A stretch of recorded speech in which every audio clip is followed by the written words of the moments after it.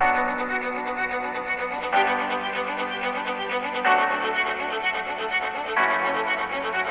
students and welcome back to Excel Academy Kevan here. I hope all must be doing fine in your homes. Okay. So and I also hope that you have gone through my previous video. Okay. We have done up to question number 19 and today we're going to continue that chapter only and we'll complete the exercise by doing the rest 3 questions, that is 20, 21 and 23. So I request all of you to be a little bit focused and mindful and watch this video clearly. If you find any trouble, then let me know somehow through WhatsApp or in the comment section below. Okay students, और आप लोग तो video देख ही रहे हो, ठीक है। तो आगे बढ़ते हैं, हम लोग क्वेश्चन नंबर 19 तक कर चुके हैं, अब क्वेश्चन नंबर 20 हम करने वाले हैं। तो क्वेश्चन नंबर 20 आप लोग के लिए ये रहा।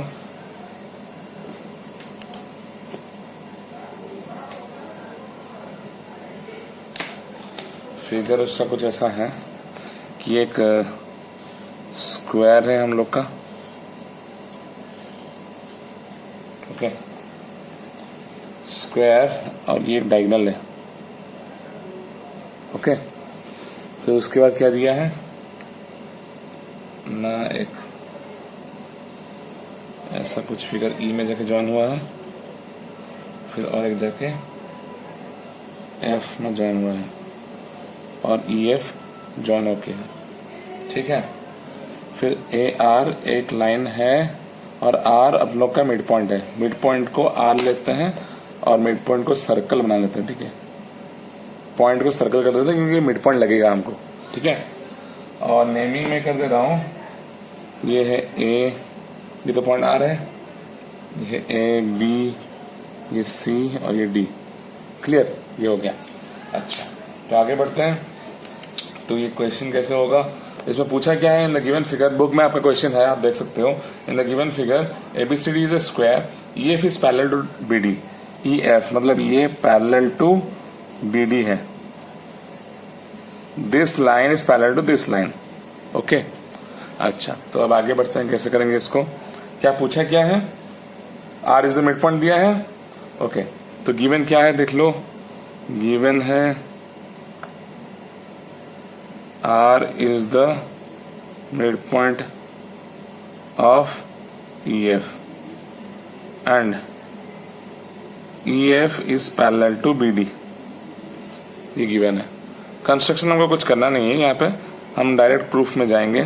तो प्रूफ कैसे होगा देखो, ओके। सबसे पहला प्रूफ, टू प्रूफ क्या पूछा है, टू प्रूफ जो है वो गिवन है, मैं लिखने रहा हूँ। सबसे पहले B is equal to DF, मतलब ये इक्वल्स टू DF प्रूफ करना है। कैसे होगा देखो, ओके। मुझे बताओ कि एक स्क्वायर में ये डायगोनल है, BD is the diagonal given में। अगर डायगोनल है, ये पूरा एंगल 90 है, तो डायगोनल इक्वल पार्ट्स में डिवाइड करता है कि नहीं। तो लिखो क्या ना, since BD is the diagonal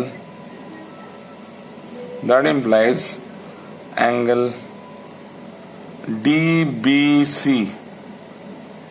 DBC कितना होगा, 90/2 होगा, which is 45 degree.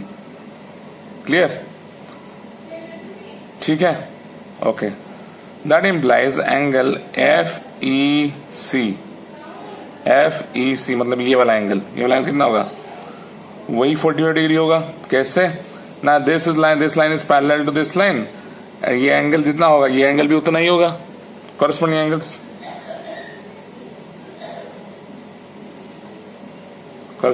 With angle DBC। Clear, 40 degree हो गया, ओके।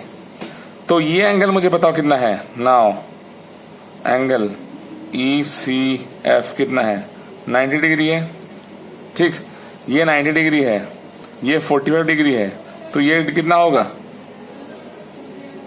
एंगल CFE कितना होगा, 180 माइनस ये 90 प्लस ये कितना होगा, 45 निकला है, तो कितना होगा आंसर, 45 डिग्री ही होगा, ठीक है।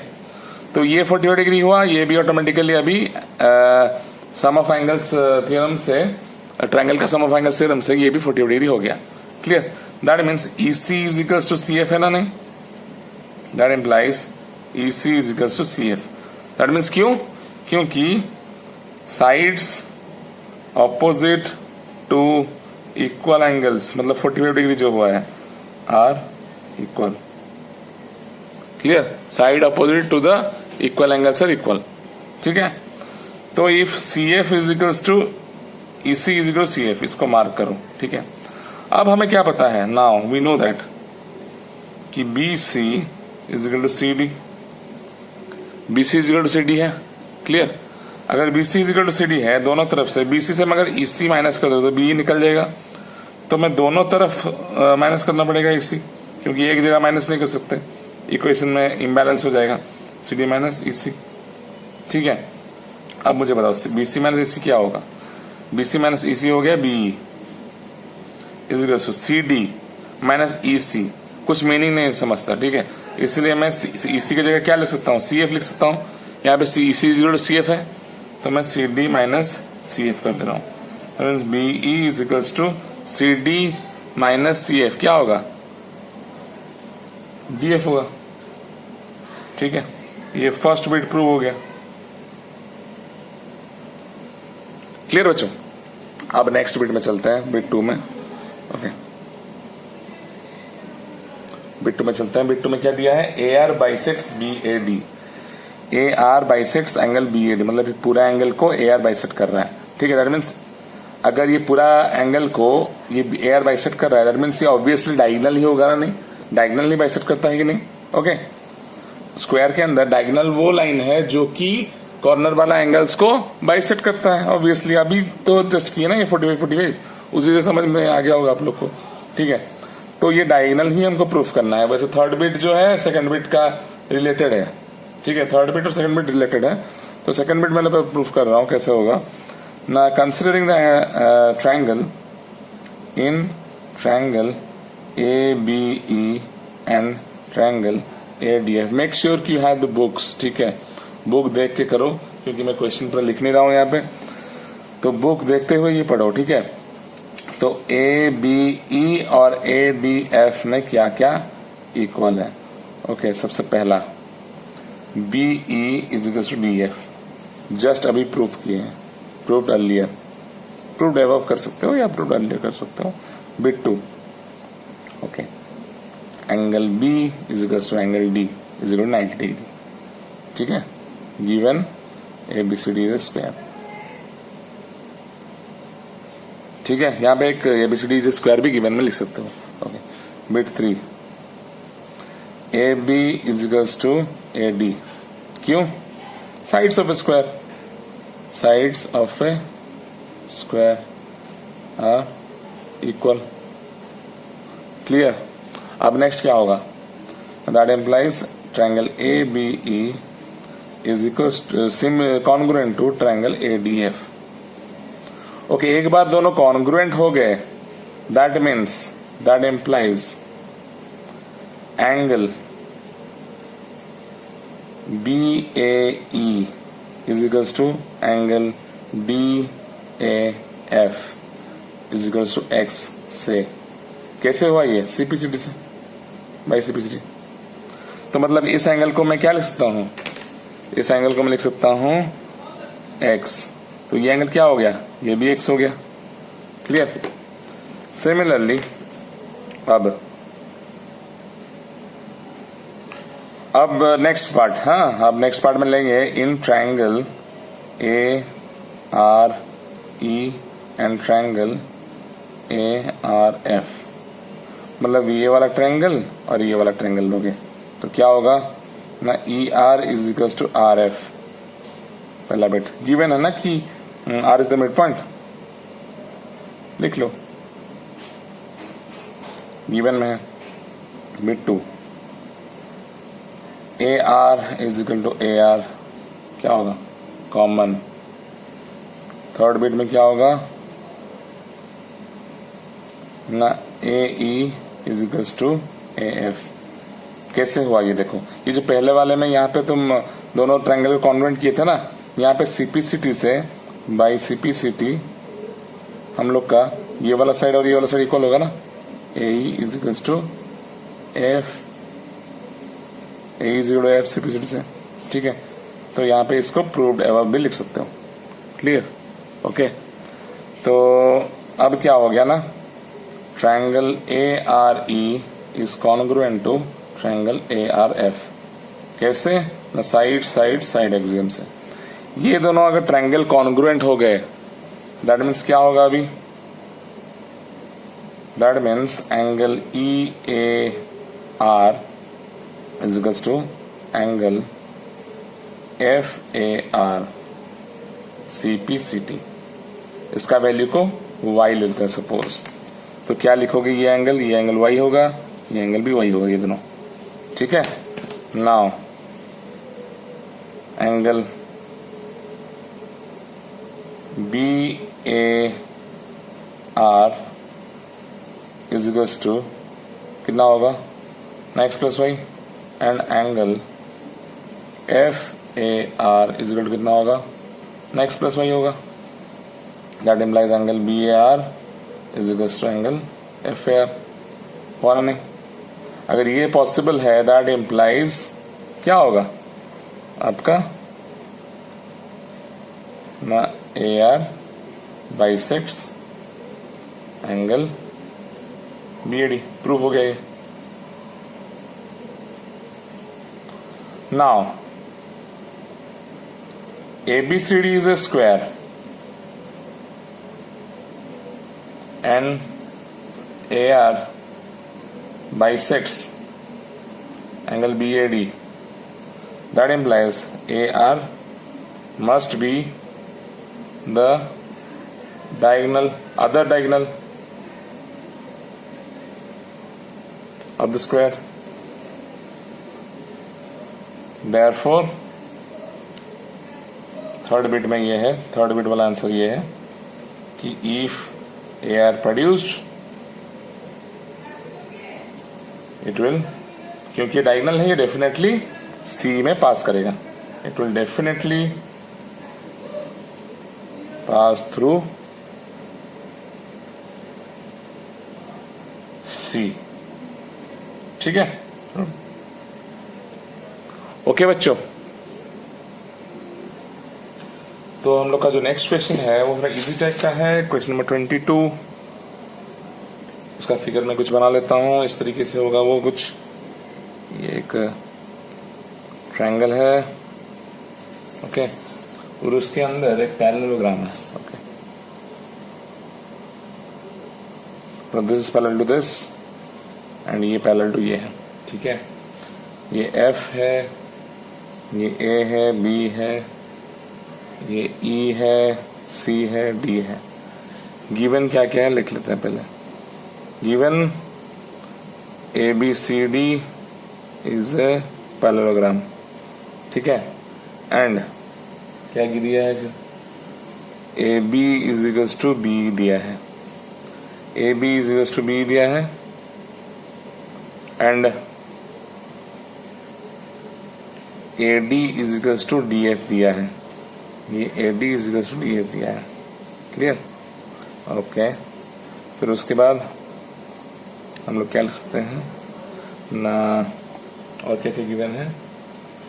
टू प्रूफ क्या दिया है? To proof triangle BEC is congruent to triangle DCF। Okay. तो प्रूफ देखो कैसे होगा। कुछ कंस्ट्रक्शन नहीं करना है, प्रूफ यहाँ पे करेंगे। थोड़ा थोड़ा जो भी हमको पता है वो करते चलेंगे, उसके बाद जैसे भी करके हम लोग इन दोनों ट्रायंगल को कॉन्ग्रुएंसी प्रूफ करेंगे। ओके। पैरेललोग्राम प्रॉपर्टी तुमको पता होना चाहिए, ठीक है, कि ऑपोजिट साइड्स इक्वल होता है। ठीक है। तो हम क्या लिख सकते हैं ना, DC is equal to AB। क्यों? क्योंकि ये ABCD पैरेललोग्राम है, गिवन है ऊपर में। हाँ, okay. And AB is equal to B given है, दोनों में गिवन है। ठीक है। दैट इम्प्लाइज अगर ऐसा है तो DC is equal to B होगा ना? नहीं। अरे DC is equal to AB है और AB is equal to B है, तो ये दोनों इक्वल होंगे ना? नहीं, ये भी इक्वल हो जाएगा। ठीक है। ओके। एंड एंगल, और एक चीज लिख सकते हो, AD is equals to BC। Okay. And A D is equals to D F. क्यों? A D is equal to B C क्यों है? क्योंकि opposite sides of parallelogram equal है, ठीक है। और A D is equal to D F क्यों है ना? वो गिवन है, दोनों में गिवन ही है, क्योंकि गिवन में पैरेललोग्राम लिखा है ना मैंने, ठीक है। तो अगर ऐसा है that implies B C is equal to D F होगा ना? नहीं, मतलब ये अगर इसके साथ इक्वल होगा और ये इसके साथ इक्वल होगा तो ये दोनों भी आपस में इक्वल हो जाएंगे। क्लियर? तो वही मैंने लिख लिया, B C equal to D F, D C is equal to B. ठीक, अब एंगल डी ए बी जितना होगा, मतलब ये वाला angle F D C B उतना ही होगा ना? नहीं, क्यों? ये पैरेलल लाइंस हैं और ये दोनों एंगल्स कॉरेस्पॉन्डिंग हो जाएंगे। Clear? And angle D A B is equal to angle C B E ना? नहीं, रीजन क्या है? वही कॉरेस्पॉन्डिंग एंगल्स, मतलब ये लाइन पैरेलल टू ये है, दैट मींस ये इक्वल टू ये। दैट इम्प्लाइज अगर D A B equal to F D C है, मतलब ये एंगल इक्वल टू ये एंगल है और ये एंगल इक्वल टू ये एंगल है, तो ये दोनों एंगल भी इक्वल होंगे ना? नहीं, आपस में। That implies angle F D C is equal to angle C B E. ठीक, क्लियर? अब कंसिडर करो ट्रायंगल को। In triangle D F C and B E C, सबसे पहला बिट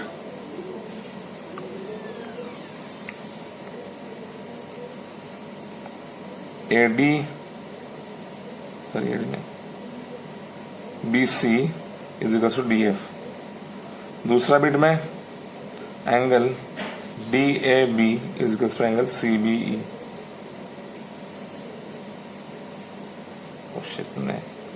डी ए बी नहीं, सॉरी, वेरी सॉरी, ये होगा F D C, angle F D C is equal to C B, मतलब ये एंगल इक्वल टू ये angle, ठीक है।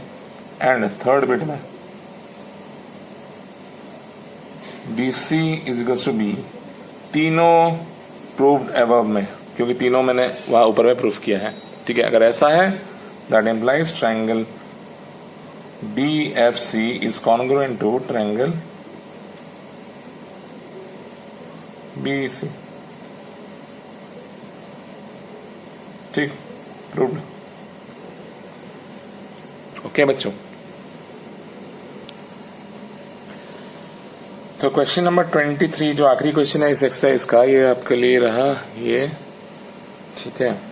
इसको थोड़ा ध्यान से देखिए कैसे करते हैं। ये भी थोड़ा इजी ही क्वेश्चन है।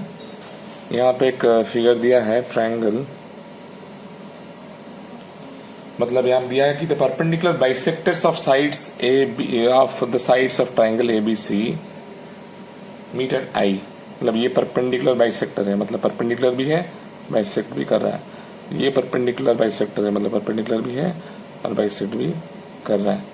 सिमिलरली ये एक तीसरा परपेंडिकुलर है जो कि साइड्स को बाइसेक्ट भी कर रहा है और 90 डिग्री बना रहा है, और ये जो बीच वाला पॉइंट है वो आई है, ठीक है। तो अब क्या बोला है ना, गिवन क्या है, गिवन में लिखो कि इस पॉइंट का नाम ले लो, ये एल, ये एम है, ये एन है। गिवन क्या है? गिवन है कि angle A L is perpendicular to B C, B M is perpendicular to A C and C N is perpendicular to A B. ये गिवन है। और क्या क्या गिवन है? आई इज द ऑर्थोसेंटर, वो लिख सकते हो चाहे नहीं लिख सकते हो, ठीक है। और क्या लिख सकते हो ना, N is equal to B N, B L is equal to L C, M is equal to M C, वो भी लिख सकते हो, नहीं लिखने से भी चलेगा, डायरेक्ट लिख सकते हो। ओके, फिर आगे बढ़ते हैं। हम लोग गिवन तो लिख लिए हैं, अब टू प्रूफ क्या करने बोला है ना, टू प्रूफ करने बोला है। यहाँ पे तो कुछ कंस्ट्रक्शन करना नहीं है, टू प्रूफ करने बोला है I A is equal to I B is equal to I C, ये टू प्रूफ करना है। ओके, सबसे पहले प्रूफ करो। Okay, in triangle I B L and I L C, ये ट्रायंगल और ये ट्रायंगल में क्या होगा ना bit 1, angle ILB is equals to angle ILC is equal to 90 degree. ठीक, दूसरा bit IL is common, IL is equal to IL भी लिख सकते हो, IL is common. Third bit में BL is equal to CL, क्यों? क्योंकि ये AL is perpendicular bisector, AL is perpendicular bisector. ठीक है, that implies triangle IBL is congruent to triangle ILC। अगर ऐसा है that implies IB is equals to IC, CPCT। इसको बिट 1 दे दो। क्लियर? फिर next, in triangle AIM and triangle IMC, सबसे पहला बिट क्या होगा? Equal angle IMC is equal to angle IMA is equal to 90 degree, क्योंकि ये परपेंडिकुलर है। मतलब ये जो रीजन है, यहाँ पे भी वही रीजन लिख लो। सिमिलरली यहाँ पे भी क्या होगा? BM is perpendicular to AC, given. फिर गिवन लिखो ना, यहाँ पे गिवन लिखो, ये भी गिवन लिखो। ठीक है, bit 2 IM is common, bit 3 AM is equals to MC, perpendicular bisector है ना, वो गिवन है। ठीक है, that implies triangle AIM is congruent to triangle IMC। मतलब ये जो ट्रायंगल है और ये जो ट्रायंगल है वो दोनों कॉन्ग्रुएंट हो गए। अगर ऐसा है that implies IA is equals to IC, इसको 2 दे दो। ये CPCT से हुआ ना, तो CPCT लिख लो। ओके, अब क्या करोगे? कंपेयरिंग 1 and 2, इन दोनों को अगर कंपेयर करो 1 और 2 को, तो क्या हो जाएगा ना? IA is equals to IB is equals to IC हो जाएगा। Proved. IB is equal to IC है, IA is equal to IC है, तो तीनों आपस में इक्वल हो ना? नहीं, IA is equal to IB is equal to IC। ठीक है बच्चों, so that's it for today. आप लोग का जो फर्स्ट एक्सरसाइज है, होप आप लोग को समझ में आ गया होगा, जो उन्होंने क्वेश्चन सब किए हैं। ओके, और फिर भी अगर डाउट कुछ आए तो आप व्हाट्सएप में भेज सकते हो। You can also comment me in the comment section. Okay, thank you बच्चों।